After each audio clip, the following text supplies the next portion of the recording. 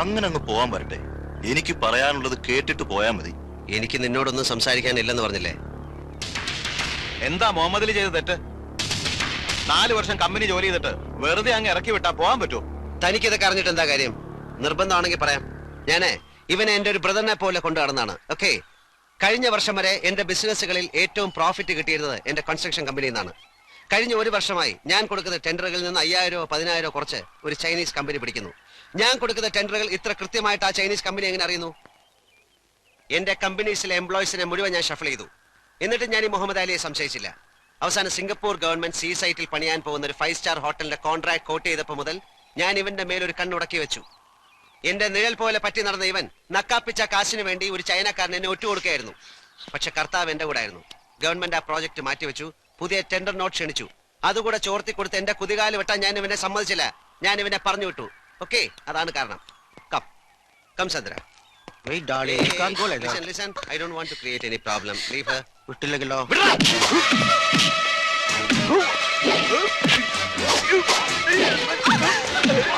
Come, Sandra. Muhammad Ali, please. ഞങ്ങൾക്ക് വെറുതെ വഴക്കുണ്ടാക്കാൻ സമയമില്ല, please.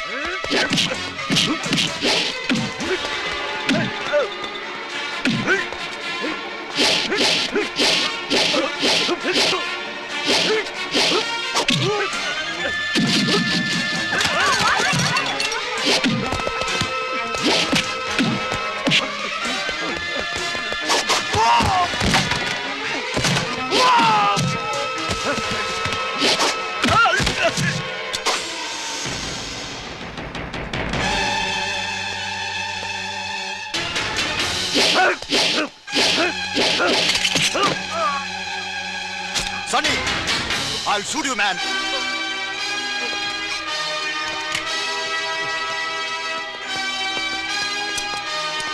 Okay, come on. Shoot me. Shoot me, Muhammad Ali. Shoot me. Come on, you cannot shoot me.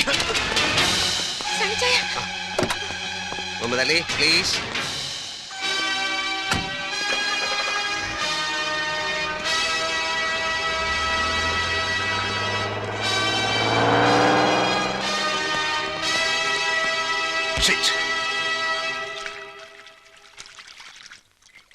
സണ്ണിച്ചായന്റെ ഇത്തരം ഒരു heroism ഇന്ന് ഈവനിങ്ങിലാണ് ഞാൻ കാണുന്നത്. നീ എന്റെ കുറച്ച് ഭാഗങ്ങളെ കണ്ടിട്ടുള്ളൂ. ഓക്കെ, ഞാൻ വേണമെങ്കിൽ എന്നെ കുറിച്ച് പറയാം. ഓക്കെ, എന്റെ ചെറുപ്പം മുതൽ തുടങ്ങാം.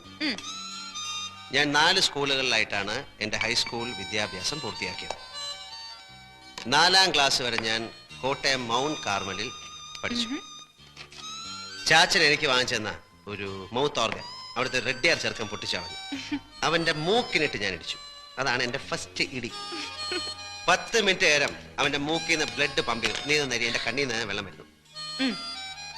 ആ ഇടിയോടുകൂടി ഞാൻ നേരെ ചങ്ങനാശ്ശേരി സേക്രഡ് ഹാർട്ട് സ്കൂളിലേക്ക് ചെന്ന് വീണു. 4 3 7 3 വർഷത്തിനുള്ളിൽ ഒരു 10-18 ഇടി, 5-8 സസ്പെൻഷൻ. ഒടുവിൽ അവിടെ നിന്ന് ഔട്ട്. എനിക്കിട്ടടിച്ച ഒരു കന്യാസ്ത്രീയെ ഞാൻ തിരിച്ചടിച്ചു. അവിടെ നേരെ പാല സർക്കാർ വക സ്കൂളിൽ അവിടെ ഒരു ക്ലോക്ക് ഉണ്ടായിരുന്നു. ഓടത്തേ ഇല്ല. അപ്പൊ അത് ആവശ്യമില്ല എന്തിനാ അവിടെ ഇരിക്കുന്നെന്ന് കരുതി ഞാനത് എറിഞ്ഞു പൊട്ടിച്ചു. ചാച്ചൻ വേറെ ക്ലോക്ക് വാങ്ങിച്ചു കൊടുത്തു. You want A drink? അവിടുന്ന് നേരെ ഞാൻ കുറുമ്പനാടം സെയിന്റ് പീറ്റേഴ്സ് സ്കൂൾ. അവിടെ വെച്ച് 3-4 ഗുരുതരമായ കേസുകൾക്ക് എന്നെ പിടിച്ചു. എന്താണെന്ന് പറയുന്നില്ല, വളരെ വളരെ മോശമായ കേസുകളാണ്.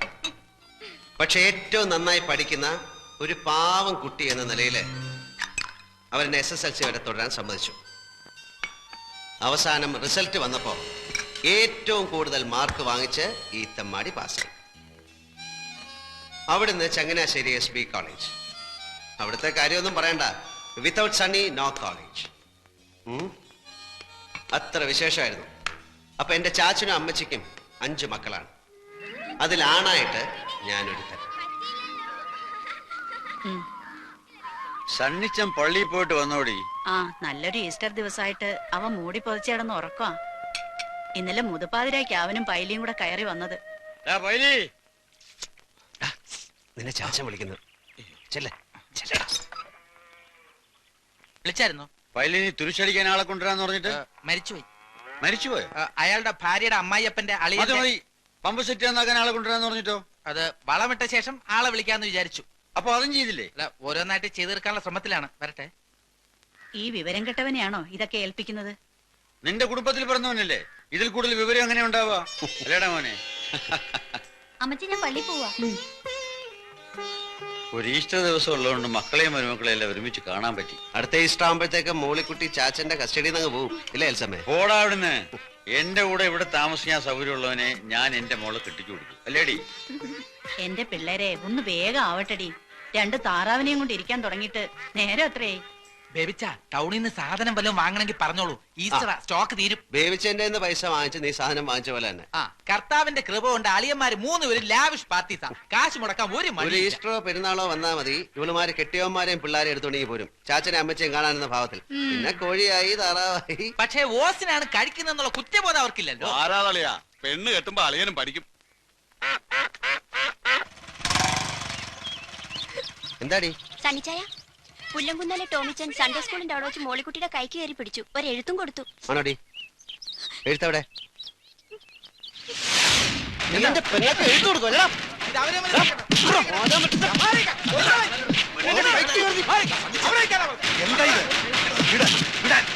പള്ളിപ്പറമ്പിൽ കിടന്ന് ഗുസ്തി പിടിക്കാൻ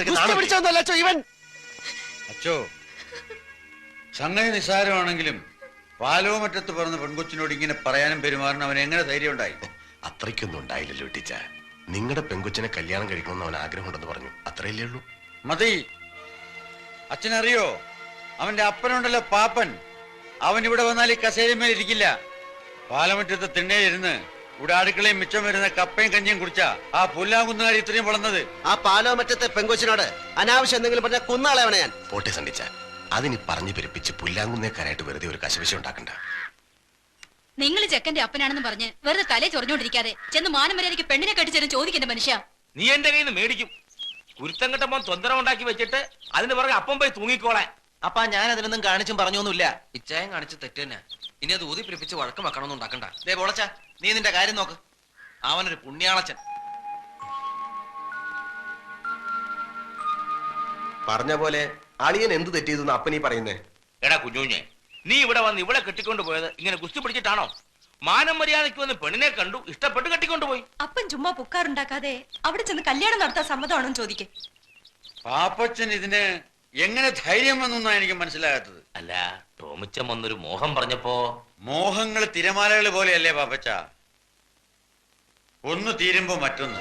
അതിന് പുറകെ വിവരമുള്ളവർ ഇറങ്ങിത്തിരിക്കാന്ന് വെച്ചാൽ പാപ്പച്ചനൊരു കാര്യം ചെയ്യും. ഇങ്ങനെ ഒരു ആലോചനയുമായിട്ട് ഇവിടെ വന്ന കാര്യം നാട്ടുകാരറിയണ്ട. കുറച്ചിൽ തനിക്ക് തന്നെയാ. പാപ്പച്ച, നിന്റെ മോൻ ടോമിച്ചന്റെ ഭാഗത്ത് നിന്ന് ഇങ്ങനൊരു പിടിപ്പീട് സംഭവിച്ചു പോയ സ്ഥിതിക്ക് നമ്മൾ ആ തെറ്റ് സമ്മതിച്ചേ പറ്റൂ. ചക്കര ഇറ്റുന്നിടത്തല്ലേ ഉറുമ്പ് പായൂ. പുല്ലാങ്കുന്ന പാപ്പച്ചന് ഇസ്പാട് 7-ാം കൂലിയാണല്ലോ. എനിക്കും ഉണ്ട് അച്ചോ 2-3 പിള്ളേരെ. അതുങ്ങളുടെ കല്യാണം ഈ പള്ളി വെച്ച് ഞാൻ നടത്തും. പാലോമറ്റത്തെ മാടമ്പിപ്പിള്ളയെ കെട്ടുന്നതിനേക്കാൾ മുന്തിയെടുത്തുനിന്ന് കല്യാണത്തിന് അച്ഛനെ ഞാൻ വിളിക്കും. കെട്ടുകുർബാനയ്ക്കല്ല, മിന്നുകെട്ട് കാണാൻ. കെട്ടുകുർബാനയ്ക്ക് ഞാൻ മെത്രാപ്പോലിത്തയെ കൊണ്ടുവരും. കൂടെ തറവാട്ടി പറഞ്ഞ 10 അച്ഛന്മാരെ. ഈശോമിശിഹായ്ക്ക് സ്തുതിയായിരിക്കട്ടെ. ഏക്കുട്ടിയുടെ കല്യാണത്തിന് ഇവിടുത്തെ ഡെപ്പോസിറ്റിൽ നിന്ന് കുറച്ച് പണം മറിച്ചു.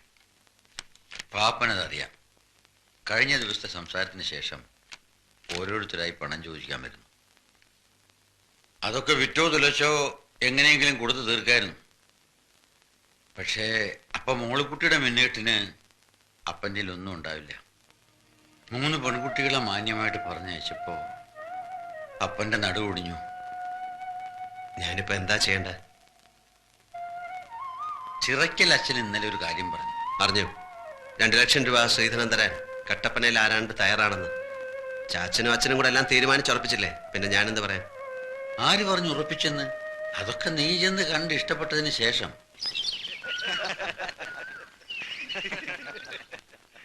എങ്കിൽ പിന്നെ അവര് തമ്മിലൊന്ന് കാണട്ടെ അല്ലേ? മോളെ നാൻസി,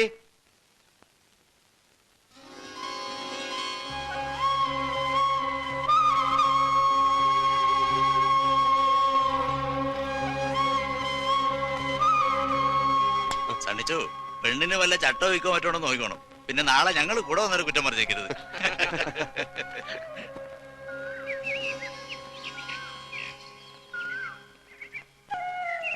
പേരെന്താ പറഞ്ഞ? ഇപ്പൊ അപ്പച്ചൻ വിളിച്ചത് കേട്ടില്ലേ? നാൻസി അല്ലേ? ഈ പഠിച്ചത് പഠിച്ചത് സെന്റ് ആൻസൽ. ഇപ്പൊ അസംഷൻ കോളേജിലാ. എന്റെ പേര് അറിയാം, സണ്ണി പാലമറ്റം. പഠിച്ചത് SH ഹൈസ്കൂളിൽ അല്ലേ? എങ്ങനെ അറിയാം? ഞാൻ കണ്ടിട്ടുണ്ട്. എവിടെ വെച്ച്? ഈ സമരത്തിന്റെ മുമ്പിലൊക്കെ ഞെളിഞ്ഞു നടക്കുന്ന കണ്ടിട്ടുണ്ട്. അതൊക്കെ നോക്കി നിന്നപ്പോ സിസ്റ്റേഴ്സിന്റെ നിറയെ തല്ലും കിട്ടിയിട്ടുണ്ട്. അത് ശരി. ഇത്രയും പേരുള്ള ജാഥയിൽ എന്റെ മുഖം മാത്രം ഓർക്കാൻ എന്തെങ്കിലും പ്രത്യേകത ഉണ്ടാവും. അത്രയ്ക്ക് മോശമാണ് എന്നെ? അയ്യോ അല്ല, നന്നായിട്ടുണ്ട്. ശരിക്കും നന്നായിട്ടുണ്ട്. സത്യമായിട്ട് ശരിക്കും ശരിക്കും നന്നായിട്ടുണ്ടോ? ശരിക്കും ശരിക്കും എനിക്ക് അസൂയ തോന്നുന്നു. നേരായിട്ടും തോന്നാം. അറിഞ്ഞവർക്കും കേട്ടവർക്കും എല്ലാം അസൂയായിരുന്നു, ദൈവത്തിന് പോലും.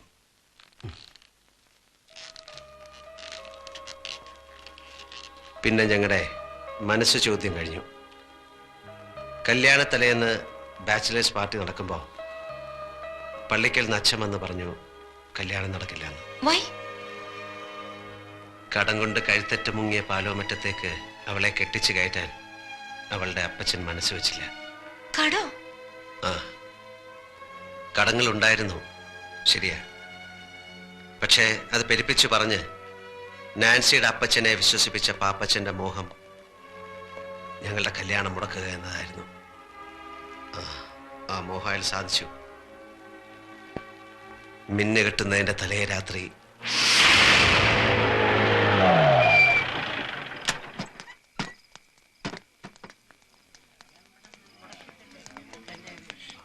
എന്താ അച്ഛാ ഇതിന്റെയൊക്കെ അർത്ഥം? മിന്നേറ്റ് നടക്കാൻ മണിക്കൂറുകൾ മാത്രം ബാക്കിയുള്ളപ്പോ കല്യാണ കാര്യത്തെ പറ്റി ഒന്നുകൂടെ ആലോചിക്കാണ്ടെന്ന് പറയുന്നത് എവിടത്തെ നാട്ടു നടപ്പാ? എനിക്ക് കുറച്ചുകൂടി കാര്യങ്ങൾ അന്വേഷിക്കാനുണ്ട്. എന്റെ മോളെ അവിടേക്ക് അയച്ചാ അവള് ദുഃഖിക്കേണ്ടി വരില്ല എന്ന് എനിക്ക് ബോധ്യം വന്നാ നമുക്ക് വേറെ ദിവസം നോക്കാം. ഒരുമാതിരി തന്തയ്ക്ക് പറക്കാരിക പറയരുത്. നീ എന്താ ഈ പറയുന്നേ? ഈ കല്യാണം നടത്താൻ ഇയാൾ കിട്ടാവല്ലെന്നേ. അന്നീപ്പാരാ മധ്യസ്ഥം പറ ഇങ്ങോട്ട് വിളിച്ച്? പെണ്ണിന്റെ തന്ത ഈ നിൽക്കുന്ന കുഞ്ഞു കൊച്ചു സാറ്.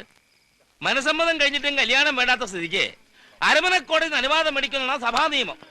പെണ്ണിന്റെ അപ്പുറം അതും മേടിച്ച സ്ഥിതിക്ക് നിങ്ങൾ ഇവിടെ കിടന്ന് കൊമ്പൊലിക്ക് കാണിച്ച ഒരു കാര്യവുമില്ല. എനിക്ക് നാൻസിയോട് ഒന്ന് സംസാരിക്കണം.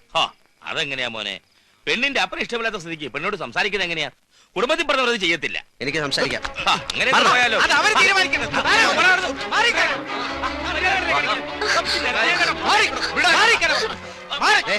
ഇവളെ വിളിച്ചിറക്കി കൊണ്ടുപോകാനാ ഞാൻ വന്നത്. നിനക്ക് സമ്മതമാണെങ്കിൽ നാളെ നിന്റെ കഴുത്ത് ഞാൻ മിന്നു കെട്ടും. വരാൻ തയ്യാറാണോ? തയ്യാറാണോ എന്ന്? അവിടെ നിന്നാണ് എൻ്റെ നഷ്ടങ്ങൾ ആരംഭിച്ചത്. വർഷങ്ങൾ കഴിഞ്ഞിട്ടും നാൻസിയെ മറക്കാൻ എനിക്ക് കഴിഞ്ഞില്ല. മനസ്സുകൊണ്ട് അവൾ എപ്പോഴും എൻ്റെ കൂടെ ഉണ്ട്, ഇവിടെ ഈ സിംഗപ്പൂരിൽ. പിന്നീട് സണ്ണിച്ചൻ നാട്ടിൽ പോയിട്ടില്ല? ഇല്ല, വേറൊരു വിവാഹത്തെക്കുറിച്ച് ചിന്തിച്ചിട്ടുമില്ല. നാട്ടിൽ നിന്ന് ഫോൺ ചെയ്യുമ്പം അമ്മച്ചിക്ക് ഒന്നേ അറിയണ്ടു എപ്പോഴാണ് എൻ്റെ കല്യാണം. അത് നടന്നു കാണാൻ വേണ്ടി മാത്രം ജീവിച്ചിരിക്കുന്ന പോലെ. ഇനി ഫോൺ ചെയ്യുമ്പോൾ ഞാൻ പറയും കെട്ടാൻ ഞാൻ റെഡി. ഇവിടെ സുന്ദരിയായ ഒരു നസ്രാണി കൊച്ചിനെ ഞാൻ കണ്ടുവച്ചിട്ടുണ്ട്, ദിവസം നിശ്ചയിച്ചോളാം. അപ്പൊ നാൻസി? അവൾ പോയി. കഴിഞ്ഞ വർഷം എനിക്കൊരു വെഡിങ് കാർഡ് കിട്ടി. വധു നാൻസി, വരൻ എൻ്റെ കുടുംബം തകർത്ത പുല്ലാങ്കുന്നേൽ പാപ്പച്ചൻ്റെ മകൻ പോളച്ചൻ. ഇതാ പറയണത്, വിലപിടിപ്പുള്ള ഒന്ന് നഷ്ടപ്പെടുമ്പോ മറ്റൊന്ന് നമ്മെ കാത്ത് എവിടെയോ ഉണ്ടെന്ന്.